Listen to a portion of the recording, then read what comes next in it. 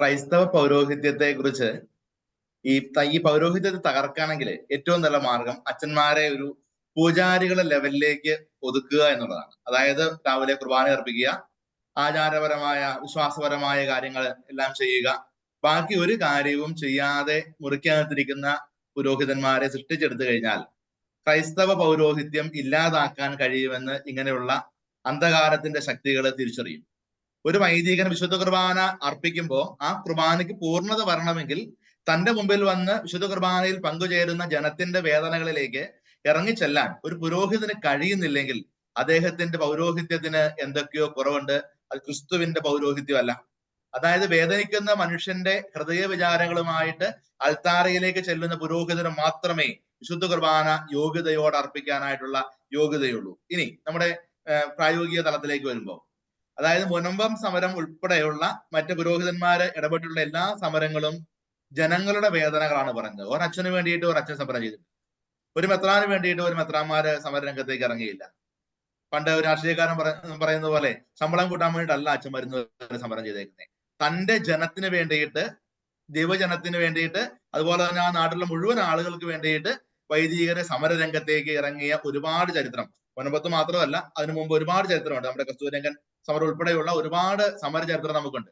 തന്റെ ജനത്തിന് വേണ്ടിയിട്ട് ഇറങ്ങുക എന്നുള്ളത് ഒരു പുരോഹിതന്റെ ഉത്തരവാദിത്തമാണ്. ആ ഉത്തരവാദിത്വമാണ് വൈദികർ ഇവിടെ നിർവഹിച്ചുകൊണ്ടിരിക്കുക. അത് നിർവഹിക്കുക എന്നുള്ളത് ഓരോ പുരോഹിതന്റെയും വലിയ ഉത്തരവാദിത്വവും കടമയും ധാർമ്മികതയുമാണ്. അതുപോലെ തന്നെ ഈ പുരോഹിതരെ സംബന്ധിച്ചിടത്തോളം ഈ ജനങ്ങളിലേക്ക് ഇറങ്ങി ചെന്ന് കഴിയുമ്പം ആളുകൾ ഇവരോട് ഈ പുരോഹിതരോട് വലിയൊരു സ്നേഹവും ആദരവും കാണിക്കുന്നുണ്ട്. അതിങ്ങനെയുള്ള ആളുകൾക്ക് വല്ലാത്ത തരത്തിലുള്ള ഒരു അസ്വസ്ഥത ഉളവാകും. ഈ അബ്ദുറഹ്മാൻ എന്ന് പറയുന്ന മന്ത്രി കഴിഞ്ഞ ദിവസം പറഞ്ഞു പുരോഹിതന്മാര് വർഗീയത പുലർത്തുന്നു എന്നുള്ളത്. അദ്ദേഹം ജീവിക്കുന്നത് കേരളത്തിലാണോ എന്ന് എനിക്ക് സംശയമുണ്ട്. കാരണം ഈ കേരളം ഇന്ന് കാണുന്ന അവസ്ഥയിലേക്ക് എത്തിച്ചതില് നമ്മുടെ പുരോഹിതന്മാർക്ക് വലിയ ഉത്തരവാദിത്വമുണ്ട്. ഏതെങ്കിലുമൊക്കെ സ്കൂളുകളില് പോയിട്ട് അച്ഛന്മാര് പറഞ്ഞിട്ടുണ്ടോ ഞങ്ങൾ ക്രിസ്ത്യാനിക്ക് മാത്രമേ ഞങ്ങൾ വിദ്യാഭ്യാസം കൊടുക്കുള്ളൂ എന്ന് പറഞ്ഞിട്ടുണ്ടോ? അതുപോലെ തന്നെ ഈ വർഷത്തെ തന്നെ നോക്കിക്കോ, നമ്മുടെ കത്തോലിക്കാ സഭയുടെ ഓരോ രൂപതയും ഓരോ സന്യാസ സഭയും കൊടുത്തിരിക്കുന്ന ചാരിറ്റിയുടെ കണക്കെടുത്ത് പരിശോധിക്കാം. നമുക്കതൊക്കെ പൊതുമേഖലയിലുള്ള കണക്കുകളാണ്. ഒരിക്കൽ പോലും ഒരു പള്ളിക്കാരും പറഞ്ഞിട്ടില്ല ഞങ്ങൾ സംഭാവന കൊടുക്കുന്നത്, ഞങ്ങൾ ചാരിറ്റി കൊടുക്കുന്നത് ക്രിസ്ത്യാനിക്ക് മാത്രമേ കൊടുക്കുകയുള്ളൂ, ഞങ്ങളുടെ ആൾക്കാർക്ക് മാത്രമേ കൊടുക്കുകയുള്ളൂ എന്ന് ഒരിക്കൽ പോലും പറഞ്ഞിട്ടില്ല. ഞാനിപ്പോ അച്ഛനായിട്ട് 12 വർഷമായി. എനിക്ക് എല്ലാ സമൂഹത്തിലുള്ള എല്ലാ മതവിശ്വാസങ്ങളുമായിട്ട് ആളുകളുമായിട്ട് വലിയ ബന്ധമുണ്ട്. എന്റെ ഇടവകയുടെ പരിസരത്ത് ഒരു ആൾക്ക് ഒരു പ്രശ്നം ഉണ്ടായി കഴിഞ്ഞിട്ടുണ്ടെങ്കിൽ തീർച്ചയായിട്ടും ഞാൻ അവിടെ ഉണ്ടായിരുന്നു.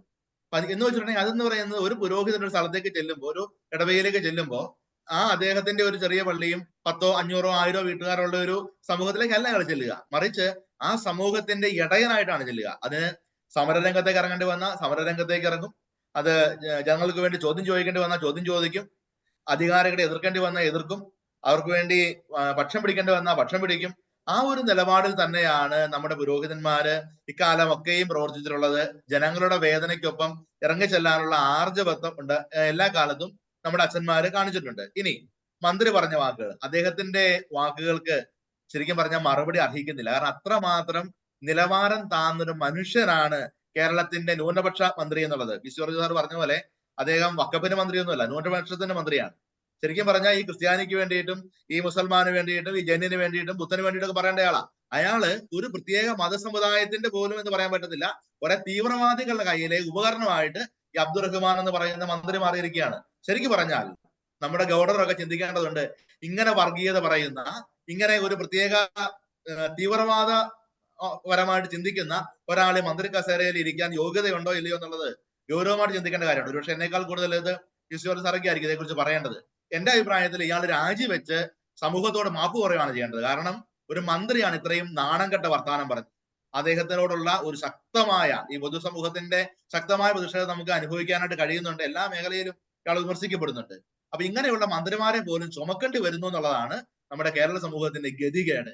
അതുകൊണ്ട് ഇത്രയുള്ള മന്ത്രിമാർക്കെതിരെ, ഇതുപോലെയുള്ള തീവ്രവാദത്തെ പ്രോത്സാഹിപ്പിക്കുന്ന ആളുകൾക്കെതിരെയൊക്കെ ശക്തമായ നിലപാടുകൾ സമൂഹ മനസാക്ഷി ഉണരേണ്ട കാലഘട്ടമാണ്. ഇനി അച്ഛന്മാര് എത്ര വർഗീയവാദികളാന്ന് പറഞ്ഞാലും ഇനിയും ഈ നാട്ടിലെ വേദനിക്കുന്നവനൊപ്പം ഞങ്ങൾ ഉണ്ടാകും, ഈ നാട്ടിലെ സഹിക്കുന്ന മനുഷ്യർക്കൊപ്പം ഞങ്ങൾ ഉണ്ടാകും. ഞങ്ങളുടെ ചുറ്റുപാടുള്ള വേദനിക്കുന്ന, അവൻ ജാതിയും മതവും നോക്കാതെ ക്രിസ്ത്യാനി ആണേലും ഹിന്ദു ആണേലും മുസൽമാൻ ആണേലും മനുഷ്യൻ സങ്കടപ്പെടുന്നുണ്ടോ അവിടെ ആശ്രയം കൊടുക്കാൻ ഞങ്ങൾ ഉണ്ടാകും. കർത്താവിന്റെ കരുണയുള്ള സ്നേഹം ആളുകളിലേക്ക് കൊടുക്കുന്നതാണ് യഥാർത്ഥ പൗരോഹിത്യം. വിശുദ്ധ കുർബാന എന്നുള്ളത് മുറിവേറ്റവർക്ക് വേണ്ടി അർപ്പിക്കപ്പെടുന്നതാണ്. മുറിവേറ്റവനെ ചേർത്ത് പിടിക്കുമ്പോഴാണ് വിശുദ്ധ കുർബാനയുടെ പൂർണ്ണത അനുഭവിക്കാനായിട്ട് കഴിയുക. അതിന്റെ ആ കുർബാനയുടെ ആ ഒരു തീവ്രത അത്രയും ശക്തമായ രീതിയിൽ അനുഭവിക്കുന്ന ഒരുപാട് പുരോഹിതന്മാര് നമ്മുടെ സഭയ്ക്കുണ്ട്. അതിൽ നമുക്ക് അഭിമാനിക്കാം. ഇനി ഇവരൊക്കെ എന്ത് പറഞ്ഞാലും വേദനിക്കുന്നവർക്കൊപ്പം ഉണ്ടാകും എന്നൊരൊറ്റ വാക്ക് മാത്രമാണ് ഈ സമയത്ത് എനിക്ക് പറയാനുള്ളത്.